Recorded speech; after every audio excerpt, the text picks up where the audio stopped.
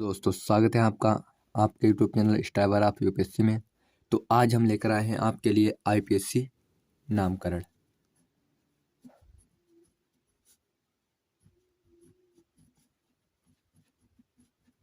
आज हम आपको बताएंगे आईपीएससी नामकरण। ये बहुत ही इम्पोर्टेंट टॉपिक है। ये हर परीक्षा में पूछा जाता है। 10th फर्स्ट ईयर इंटर के बाद ग्रेजुएशन करेंगे, उसमें भी आपको ये क्वेश्चन टॉपिक मिलेगा। तो चलते हैं, आपको स्टार्टिंग से बताते हैं आपको आईपीएससी नामकरण कैसे किया जाता है। तो सबसे पहले इसमें आप जानते हैं कि कार्बनों की श्रृंखला होती है, कार्बनों को काउंट किया जाता है। तो सबसे पहले आपको बता दें कि एक कार्बन को कहते हैं मेथ।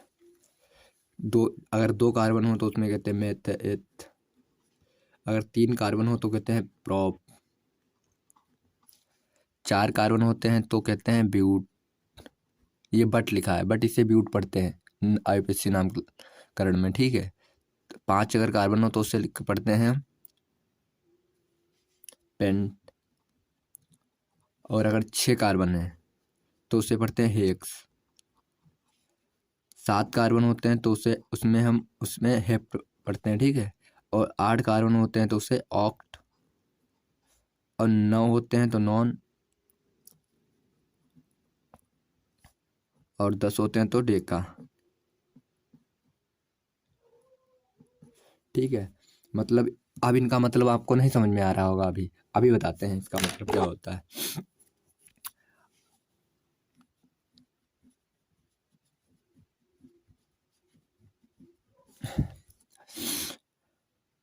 ये क्वेश्चन है, इसमें हम आपको बताएंगे इसका आईपीएससी नाम क्या होगा। तो आईपीएससी नाम के लिए सबसे पहले हम आपको बता दें कि उसमें उस कोई भी श्रृंखला दी हुई है तो उसमें हम देखते हैं कि उसमें कार्बन की संख्या कितनी है।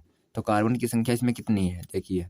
कार्बन को हम किससे डिनोट करते हैं, सी से। तो इसमें सी कितने हैं, एक दो तीन, तीन सी है। और हाँ, एक चीज़ और ध्यान रखिए, ये जो कार्बन होता है अपने साथ हमेशा चार बॉन्ड रखता है। इन बॉन्डों को क्या कहते हैं हम, हाइड्रोजन। या इस प्रकार से लिख दें, ठीक है। या हम CH4 इस प्रकार से लिख दें तब भी ये सही है। लेकिन हाँ, कार्बन के साथ हमेशा चार बॉन्ड रहते हैं, चार हाइड्रोजन रहते हैं, ठीक है। तो इसमें देखिए कार्बन के साथ कितने बॉन्ड हैं या हाइड्रोजन है, सॉरी।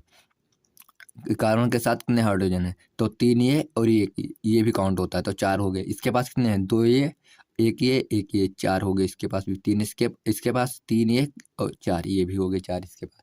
तो अब इसका आते हैं, अब इसके नाम के बारे में।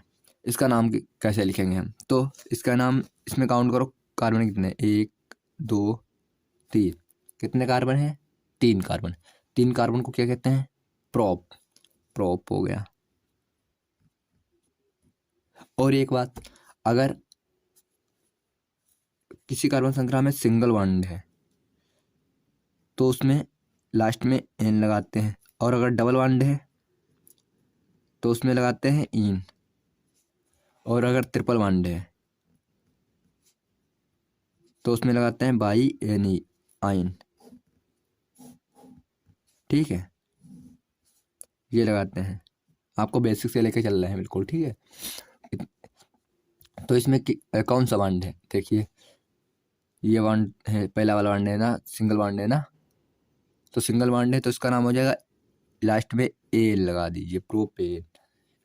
इसका नाम क्या हो गया, प्रोपेन हो गया नाम इसका, प्रोपेन। आया समझ में, नहीं आया समझ में, बताते हैं अभी। आएगा समझ में, पहली पहली बार नहीं समझ में आएगा, अब बताते हैं आपको। दूसरा टॉपिक क्वेश्चन लेते हैं।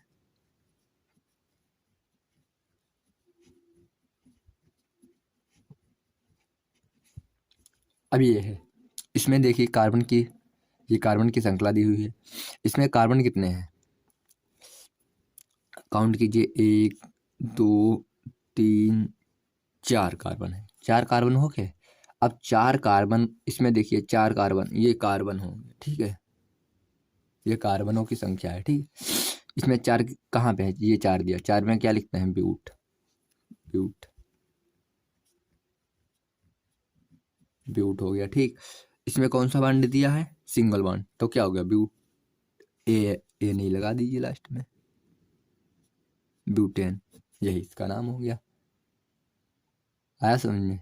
अब भी नहीं आया, कोई ना, अभी बताते हैं आपको। CH3 CH2 CH2 CH2 CH2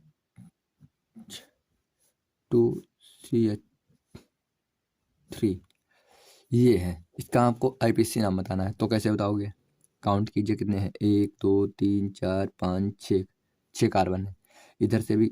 और हाँ, एक चीज ध्यान में रखना है कि कार्बन अगर हम काउंट करते हैं तो हमको एक ही सीधी रेखा में काउंट करना है, सीधी श्रृंखला में काउंट करना है।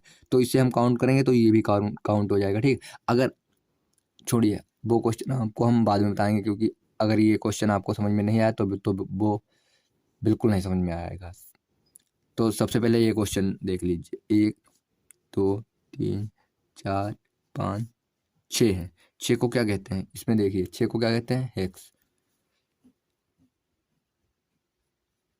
एक कौन सा बांड लगा है? Single bond. सिंगल बांड में क्या लगाते हैं? एन। क्या हो गया? हेक्सेन। यही है, इसका आंसर हो गया, ठीक है। अब सिंपल वाले तो लगभग मैं समझ में आ गए होंगे, एक और ले लेते हैं।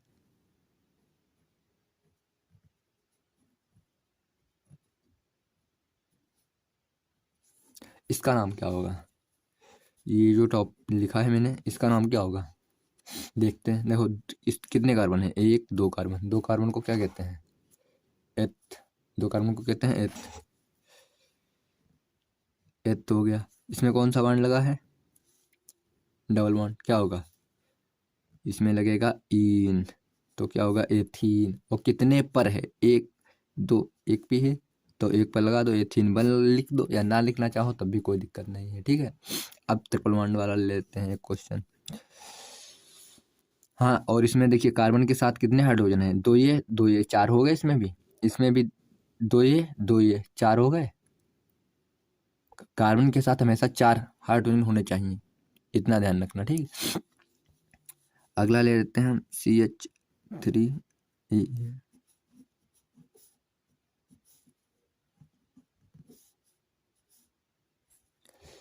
देखिए, ये है। अब इसमें देखिए, कार्बन के साथ कितने हाइड्रोजन है? 3, एक ये 4।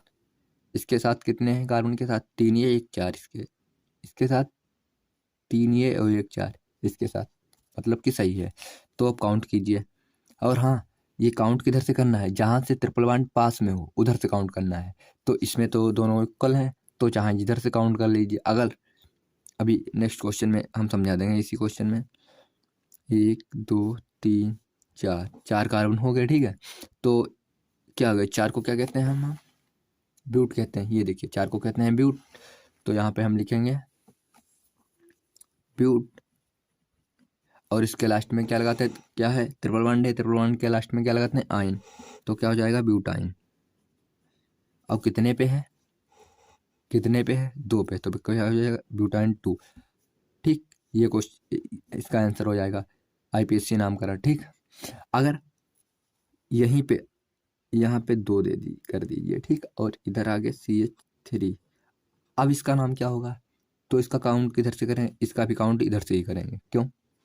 क्योंकि इधर इधर से करेंगे, इसका पास में इधर से बढ़ रहा है, तो इधर से 2 पे बढ़ रहा है, और इधर से 1 2 3 पे ट्रिपल बॉन्ड पड़ रहा है, ठीक।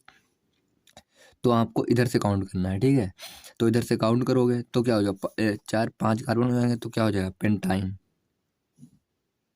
ये ब्यूटाइन था ऊपर का, ठीक। तो अब इसका आंसर हो जाएगा, ब्यूटाइन छोड़ के पेंटाइन 2। समझ में आया? आशा करता हूँ मैंने जो आपको बताया ये समझ में आया होगा। इतने का आप स्क्रीनशॉट ले लीजिए। ये बहुत ही इम्पोर्टेंट, IPSC नामकरण में इनका स्थान बहुत ही महत्वपूर्ण है। इन्हीं के आधार पर पूरे IPSC चलती हैं। धन्यवाद। मिलते हैं अगले वीडियो में, तब तक के लिए धन्यवाद।